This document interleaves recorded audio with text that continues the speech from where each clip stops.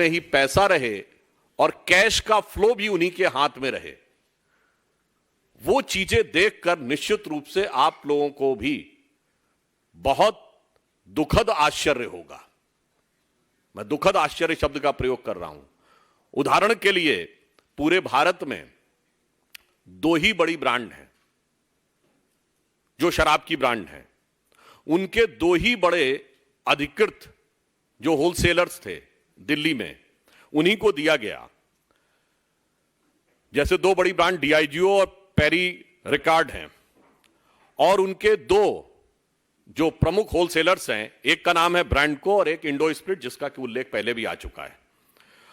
और इसमें वह व्यक्ति बता रहा है कि ब्रांडको ब्रांच वाले अमन ढल की तरफ से 60 करोड़ रुपए और इंडो स्पिरिट के समीर महेंद्रू की तरफ से के लिए 100 करोड़ रुपए उनके द्वारा देने की बात है, एक विषय। दूसरा, इसमें वो ये कह रहा, आप सभी जानते हैं, अगर मैन्युफैक्चरर, होलसेलर और रिटेलर, इसके बीच में जो कमीशन तय होता वो कंपनियां तय करती हैं। भिन्न भिन्न रिटेलर्स का कमीशन अलग अलग परिस्थिति के अनुसार तय होता, ताकि उसमें एक स्वस्थ व्यावसायिक प्रतिस्पर्धा, यानी एक हेल्दी बिजनेस कंपटीशन बना रहे। पर वो बता रहा है कि पहली बार ऐसा हुआ है कि कमीशन सरकार ने तय किया, और वो ये भी बता रहा है कि कमीशन किसका तय किया? होलसेलर का। देखिए, एक महत्वपूर्ण बात यह है कि मैन्युफैक्चरर के लिए पैसे का इनपुट अधिक होता है, क्योंकि उसे इंडस्ट्री लगानी पड़ती है, चलानी पड़ती है। रिटेलर को दुकान रखनी पड़ती है। होलसेलर जो है वो तो एक प्रकार का इंटरमीडिएट व्यक्ति होता है, उसका कमीशन, यानी होलसेलर जो है वो पूर्णतः कमीशन के आधार पर चलता है, और सर्वाधिक कमीशन उसका, और वह भी सरकार के द्वारा तय।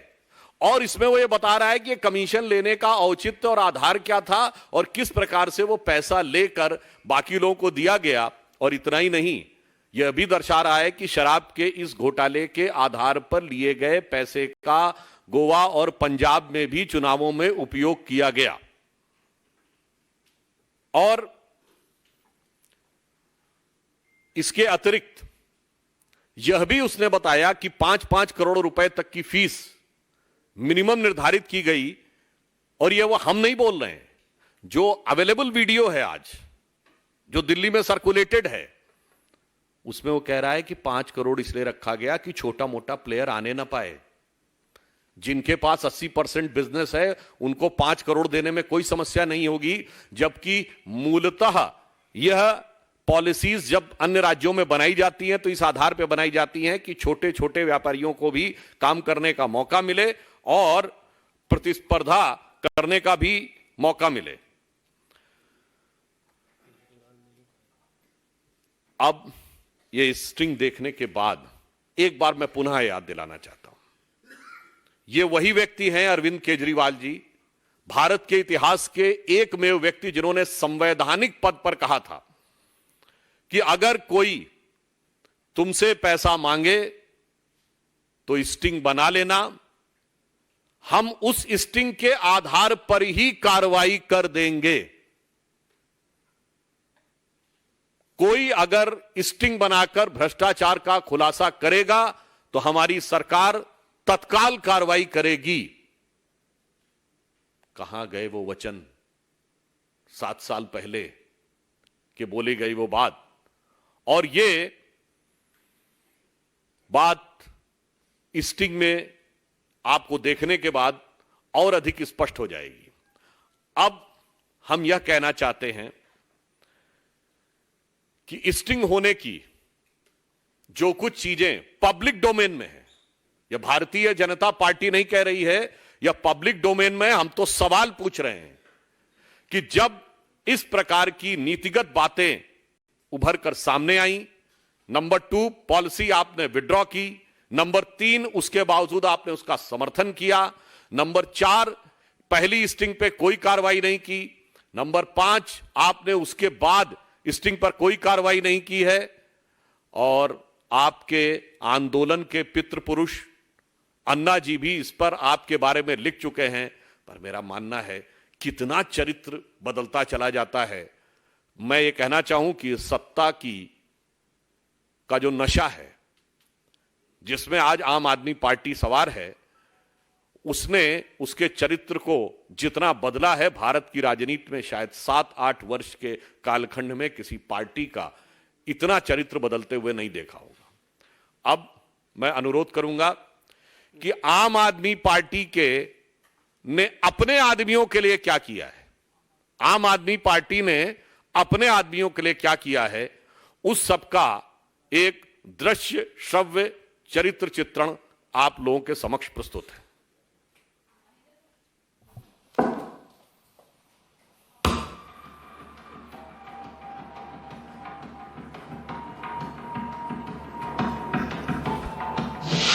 तो दिल्ली का जो था ये ब्रेडको अमनदीप डाल है, उसके बाद आपका एक दिमाग स्प्लिट वाला इंडोर स्पिरिट महावीर वाले, ऐसा जब बताया आप बताइए कि चलो जी हाँ ऐसा है। इंडोर स्पिरिट वाला तो 100 करोड़ में डिमांड दे रहे थे, वो तो कहते थे 100 रुपए की ज्वाइनिंग की है, 100 रुपए की ज्वाइनिंग की है, ठीक है, तो सब कोई बोलता था क्योंकि सबसे बड़ा धंधा उसी के पास था। अब 100 रुपए की ज्वाइनिंग में भी एक ये भी ब्लैक और व्हाइट करने का धंधा, भाई आप 100 रुपए आज किसी को एडवांस में दे दो, कैश आप मेरे घर में कैश पड़ा, मैंने किसी को 100 रुपए एडवांस में दे दिया, अब वापस आने मेरे पास आ रहे हैं, ये तो कैश व्हाइट तो ब्लैक की कन्वर्जन होगी, इस जो कैश दे रहे हैं, अगर मेरे पास कैश पड़ा मैंने आपको एडवांस दे दिया, अब आप मेरे को व्हाइट को वापस आता रहेगा, फिक्स धंधा फिक्स मार्जिन दे दिया। उसके बाद अमंडल 60-70 करोड़ रुपए जो मार्केट में उसने अमंडल ने दिए 60 करोड़ रुपए सारे बोलते, क्योंकि हर आदमी बोलता था कि हमें भी धंधा दे दो, वो बोलते थे इतने में धंधे किसी का पैसे देने की हिम्मत नहीं, अब हमारे पास कहां से आएंगे पैसे देने। ऐसे ही महादेव का वो महादेव करने भी तरीके से दिए 50 करोड़ की करती मार्केट में, और 50 करोड़ दिए भी, इसको बिना धंधा नहीं मिल सकता उसके बिना। ऐसे ही वो दिवास पेड़ है, उसका धंधा इनसे थोड़ा सा छोटा था दोस्त, 30 करोड़ रुपए थी बस, यही ये मतलब। और इसके सिवाय ये तो सिर्फ ये तो मतलब ऐसा है कि जिसका मैं आपको बता रहा हूँ कि अगर आप एक्साइज में जाके मतलब आंख बंद करके भी पत्थर मारना शुरू करते हैं, हर आदमी को पता ही होता है, मतलब इसमें तो मुझे है ही नहीं है, मतलब ये तो मतलब नॉर्मल इंफॉर्मेशन, मतलब ऐसी ऐसा मतलब तो कभी सुना ही नहीं था कि ऐसा कभी हुआ है तक। तो अमंडल तो पंजाब में हुई, अमंडल और एक अनंत वंश, दो आदमियों को 10,000 करोड़ रुपए का धंधा, दो आदमियों को दे दिया। कैसे दे दिया? आप हमें बताओ, हरियाणा के अंदर पॉलिसी एक शहर में 6 एडवांस के कंपटीशन क्या करता है, अगर एक दुकानदार ने या एक कस्टमर ने खरीदनी है 6 दुकानें हैं तो उसको तो फायदा मिलेगा ना, क्यों नहीं 2 आदमियों को, मतलब कोई रीजन तो बताओ कि ये 2 आदमी क्यों करेंगे, आप क्यों नहीं दे देते हर शहर में 2 आदमियों को, ताकि कंपटीशन कस्टमर के लिए तो कंपटीशन ज्यादा अच्छी बात है। आप बोल रहे लोग कहते हैं कंपटीशन के लिए भी करो, आप कह रहे हो रिस्ट्रिक्शन क्रिएट करो, ऐसी रिस्ट्रिक्शन क्रिएट करके 2 आदमियों को धंधा दे दिया। आज की डेट में अमंडल प्रिंट और अनंत वंश पंजाब में जिस भी टेलर का धंधा बंद करा सकते हैं, जिसको ना मान दें उसकी दुकान बंद हो जाएगी, वो बेचारा पैसे नहीं कर देगा। आप अच्छा आप इसमें मेरे से नहीं, पंजाब के किसी भी टेलर से जो बताने की हिम्मत करेगा उससे पूछो, जब हिसाब किताब सब कुछ सेम है तो चेंज कैसे होगा, सब कुछ सेम है उसके अंदर, ये तो बड़ा हर तरह के पैसे लेने जाते थे। आपका भी नाम है, अब मेरा नाम है तो रिटेलर में दिनेश अरोड़ा हो जाता था, अब लोग मेरे को लोग दिनेश अरोड़ा बोल सकते हैं, मेरा नाम अमित अरोड़ा जी, अमित अरोड़ा, मैं दिनेश अरोड़ा नहीं हूँ, मेरे को कोई एंडवन का धंधा नहीं मिला, 1% का भी धंधा नहीं मिला, मेरे पास रिटेल का धंधा जो मैंने हाई कोर्ट से मेरे को मिला है, high court Delhi high court से कोई जीत के लेके आया हूँ, मेरे पास कोई और बिजनेस नहीं था। अब मेरा नाम डाल दिया तो मैं इंक्वायरी ज्वाइन कर ली, मैंने जब भी इसकी पॉलिसी बनाने में तो सारा काम जो है वो विजय नायक का था, सभी मेंट्रो का था, अमन ढल का था, मैडम चड्डा का था, और एक अरुण पिल्ले नाम का ये जो अमन ढल है वो विंडो है, और जो सुबीर मेंद्रो विंडो स्पिरिट है, मैडम चड्डा महादेव निकर है, और जो ये है क्या कहते हैं इनका मतलब अरुण पिल्ले है, बनाया कितना होता है अब तो सारे आप ऐसा तो मतलब मैं बता रहा हूँ, अगर कोई बंदा ड्रग्स की बेचे तो भी इतना नहीं खा सकता, 10 करोड़ रुपए भी लगाए होंगे और 150 करोड़ रुपए कमाए हैं अभी तक, और ये सारा सिर्फ ये पैसा कमाने का तरीका नहीं था, ये एक और तरीका था। क्या किया, 100 करोड़ रुपए एडवांस दे दिए कैश में, इन्होंने 100 करोड़ रुपए अपने इलेक्शन में लगा दिए, कहीं भी हरियाणा पंजाब में इलेक्शन में लगा दिए, गोवा में लगा दिए, लेकिन अब जब वो पैसा वापस आ रहा है, पहली पॉलिसी है जिसके अंदर लिख दिया कि इस पैसे को आपको 12% देना ही पड़ेगा, नहीं तो क्या होता है डिस्ट्रीब्यूटर और एक रिटेलर का या डिस्ट्रीब्यूटर और एक कंपनी का रिलेशनशिप वो दोनों आपस में ट्रेड करते हैं। अगर आप टीवी के डिस्ट्रीब्यूटर हैं तो कोई सरकार थोड़ी बताती है कि कितना पैसा ट्रेड होगा, ये तो इन्होंने डिसाइड कर दिया, 12% फिक्स कर दिया। अब एक आदमी 10 करोड़ रुपए लगाए और हर महीने 10 करोड़ रुपए कमाए, ऐसा धंधा तो मैंने तो आज तक जिंदगी में देखा नहीं, सोचा नहीं। और ऐसा वाला पूरे, ये तो सिर्फ वो एक जो वैल्यूएशन होता है ना, पेटीएम बन गया जी, 100 पेटीएम ने बोला अगर हजारों करोड़ का बन गया, वही चीज चल रही है। अगर ये चलता रहता तो ये हजारों करोड़ रुपए का फ्रॉड था। ये तो सरकार के बीच में पता चल गया, मतलब इतना ओपन फ्रॉड था कि एक्साइज के पीएम को भी पता था क्या हो रहा है। मतलब इन्होंने क्या किया, सारी दुनिया को मार दिया और सिर्फ कुछ लोगों को जिंदा कर दिया। सारे रिटेलर पुराने मार दिए बेचारे, सारे लोगों को मार दिया। ये तो हाई लगी थी इनको सरेआम, जो इन्होंने अभी तो चर्चा भी चल रही है ना, नहीं, पहले एक बार सोचो, वो भी बताता हूँ। पहले एक बार सोचो, पहले 10 लाख रुपए का लाइसेंस था होलसेल का, इन्होंने 5 करोड़ कर दिया पूरे हिंदुस्तान में। मैं भी आपको बता रहा हूँ, पूरे हिंदुस्तान में कहीं दिखा दो 5 करोड़ का लाइसेंस हो। क्यों कर दिया? ताकि छोटा प्लेयर एग्जिस्ट न करे। 10-12 लोगों ने बेचारे एग्जाम लिया, 4 छोड़ गए, 3 छोड़ गए। क्यों? क्योंकि छोटा प्लेयर को 5 करोड़ की फीस ही नहीं आ सकती, क्योंकि बिजनेस तो 80% चला गया। बाकी आदमी तो बेचारा फीस भी अपनी वो नहीं करता। ताकि धीरे धीरे क्या हो कि सारा बिजनेस ही चारों के पास आ जाए। बेसिकली प्लान तो यही था कि सारा बिजनेस ही चारों के पास है। पूरा दिल्ली का बिजनेस जो 15,000 करोड़ रुपए की टर्नओवर का बिजनेस है, वो सारा बिजनेस ही चारों के पास आ जाए। अल्टीमेटली तो यही प्लान है। गवर्नमेंट तो बैठते हैं, गवर्नमेंट ने तो और इन्होंने क्या किया, क्योंकि इनको पैसे सिर्फ, इनको किसी रिटेलर से पैसे नहीं मिल रहे थे, इनको पैसे मिल रहे थे होलसेल से। ये चाहते थे बहुत सारी होलसेल कैसे होगी, जैसे बाकी स्टेट्स ना, हरियाणा में बाकी स्टेट में कोटा फिक्स हो जाता है कि आपने मैंने बिड की फीस दी 200 करोड़ की, तो 200 करोड़ के तक की एक्साइज का कोटा फिक्स है। उसके ऊपर अगर मैं दारू खरीदता हूं तो मेरे को फिर से पूरी एक्साइज 165% की एक्साइज देनी पड़ती है। आज इन्होंने यहाँ पे क्या किया, जितनी मर्जी बेचो, कुछ कोई कोटा नहीं, 1% लगेगा। इससे क्या हुआ, ये जो गुजरात का शोर बच रहा है ना, ये गुजरात में दारू कहां से गई? ये गुजरात में दारू दिल्ली से जा रही है। दिल्ली के अंदर क्या है, आप एक सिंपल सी बात है, आप एक एनालिसिस कर लो, ऐसी कौन सी मार्केट बन गई दिल्ली के अंदर, ऐसा कौन सा बम फट गया दिल्ली में कि एकदम से जहां बैठी बिकती थी 4 लाख 5 लाख महीने, वहां बिके 15 लाख। ये सारे के सारे अगर ये एजेंसीज अगर ये इस चीज को अंदर जाए तो ये जो गुजरात का शो में जाते हैं कि गुजरात में दारू चली, गुजरात में दारू कहां से जा रही है? गुजरात में दिल्ली से जा रही है। आज दिल्ली तक जा रही तो पंजाब से जा रही होगी, क्योंकि पंजाब में भी सेम पॉलिसी लागू करते हैं। पंजाब को प्लान किया है, पंजाब में भी सेम, और पंजाब में इन्होंने क्या किया, 12 का 10% हो गया, क्योंकि शोर मच गया था 12% तो मार दिया 10 करके, बाकी तो सब कुछ सेम है। लेकिन पंजाब में रिटेलर छोटे कर दिए, आज जहां तक जा रहे पंजाब में जा रही होगी। लेकिन ये जो दिल्ली को क्या चाहते थे कि दिल्ली एक्सपोर्ट, हमारे धंधे में इसको कहते हैं एक्सपोर्ट हब बनते हैं, कि भाई सारी जगह जो दिल्ली से बनते हैं और सब जगह इनको तो अपने पास ऐसे मतलब ना होलसेल में, जब कहीं दिल्ली कहीं से भी जाएगी इनको तो होलसेल में मिलेगी 6%। ये जो 12% की ये थी कमीशन, वो तो 6% का था। ये सब इन्होंने ओबराय होटल में बैठ के, लोधी होटल, लो अब तो सबूत भी सामने है।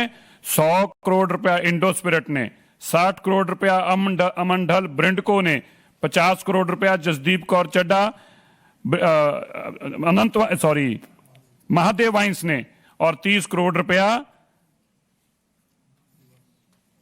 दीवान स्पिरिट्स ने।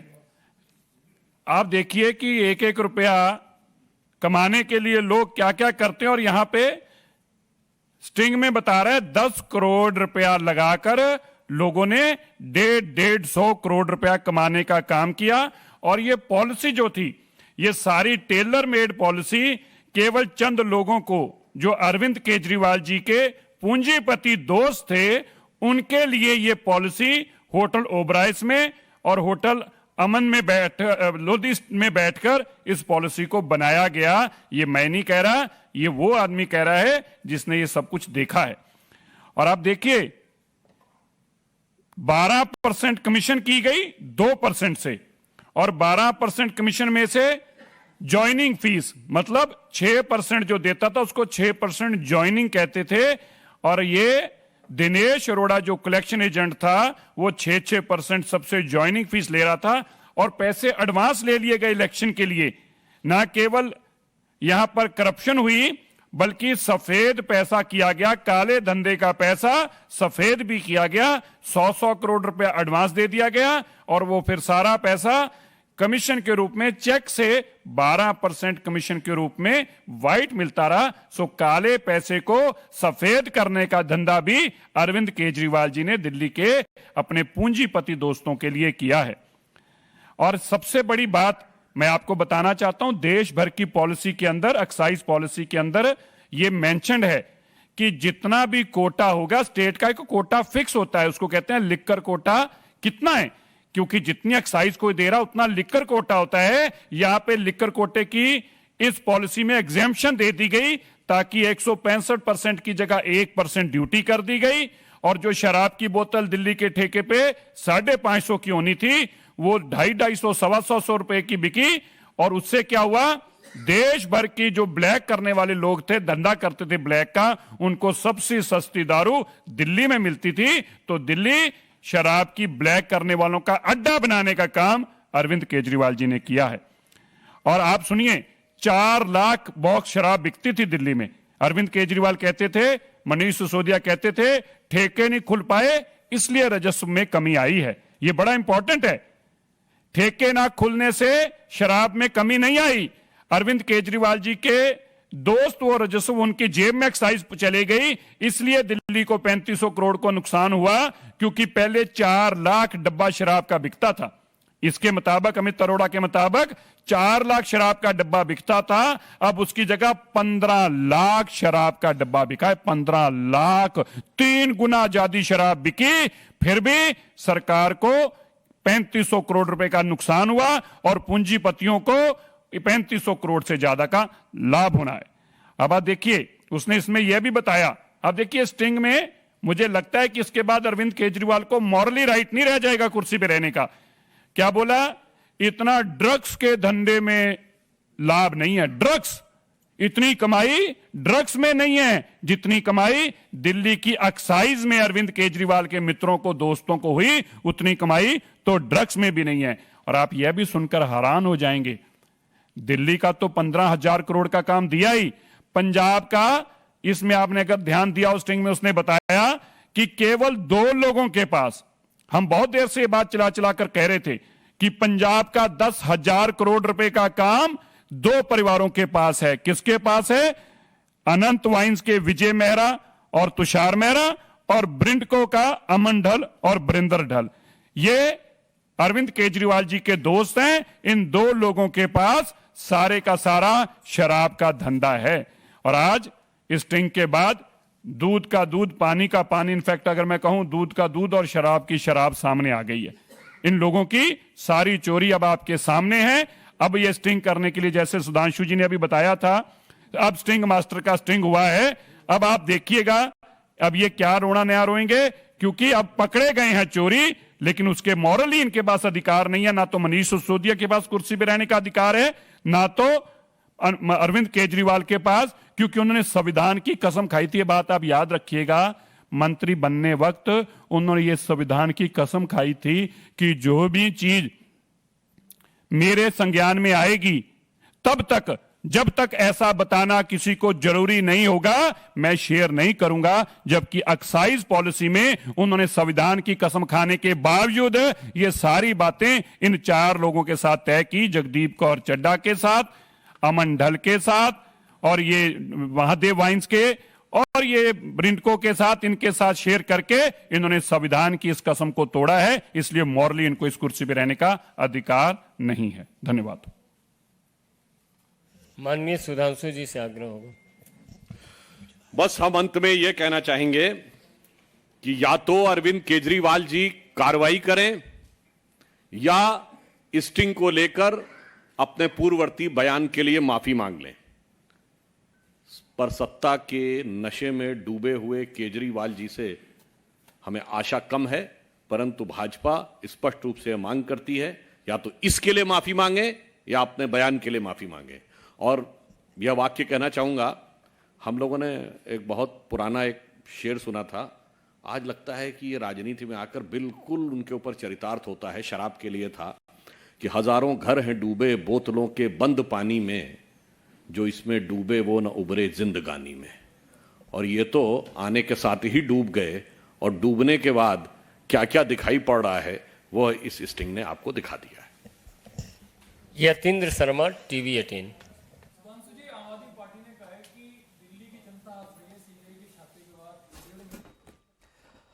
तो भारतीय जनता पार्टी की प्रेस कॉन्फ्रेंस इस वक्त हम आपको दिखा रहे हैं, और एक स्टिंग जिसके माध्यम से बड़े प्रहार करने की कोशिश बीजेपी की ओर से की जा रही है आम आदमी पार्टी सरकार पर। स्टिंग ऑपरेशन पर कार्रवाई करें अरविंद केजरीवाल, भारतीय जनता पार्टी की मांग। हालांकि नैतिकता के आधार पर इस्तीफे की मांग भी बीजेपी की ओर से की गई। मनजिंदर सिंह सिरसा और सुधांशु त्रिवेदी की प्रेस कॉन्फ्रेंस हमने आपको सुनाई, और ये जो स्टिंग ऑपरेशन सामने आया है, ये जो एक वीडियो क्लिप जो भारतीय जनता पार्टी की ओर से दिखाई गई है, दरअसल इसके बाद अब आम आदमी पार्टी से सवाल बहुत सारे पूछे जाएंगे, और उन सवालों के जवाब कैसे दिए जाते हैं आपकी ओर से, ये बड़े सवाल हैं।